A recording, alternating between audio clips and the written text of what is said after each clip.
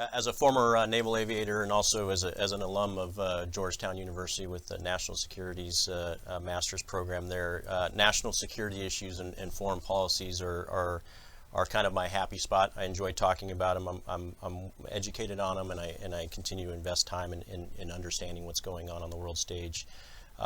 What most Americans don't realize is that for, I'll call it 19 years since 9/11, our nation's actually been in a state of warfare, relatively low intensity conflicts, but around the world in 4 different theaters. And that's taken a tremendous toll on our troops. It's taken a tremendous toll on the families of our troops and our equipment, frankly.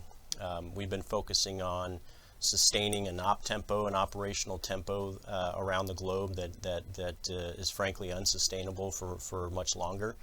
And we've been neglecting the modernization efforts needed to keep up with the larger threats like China and Russia.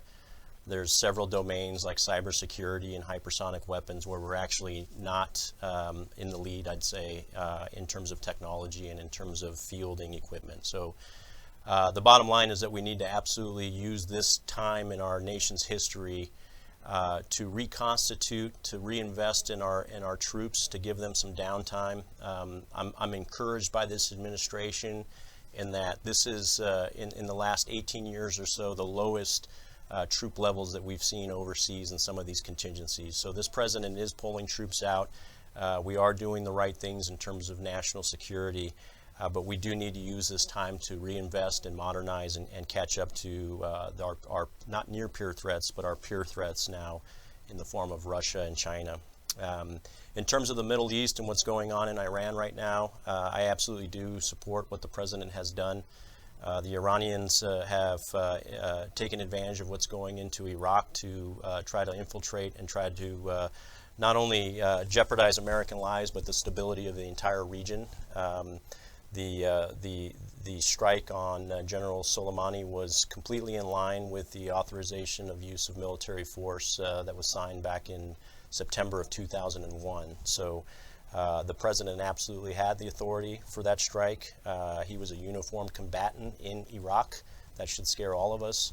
And I think the Iranians in their retaliation strike failed, frankly. And I was encouraged by this president's not only resolve to make sure that he's taking care of our troops, but his temperance and making sure that this whole conflict is not escalated to a point where we have larger warfare in the region. So I think he's done a tremendous job dealing with that, as well as the previous issues that Iran has posed with the drones.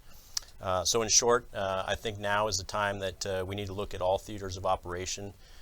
We can't take our boot off the throat of ISIS. We need to make sure that we don't neglect the region. We need to have the right level of presence in these areas to make sure that an ISIS threat or something similar to that doesn't get reinvigorated. But we do need to get down to the minimum troop levels as much as we can and as soon as we can, and reinvest in our military.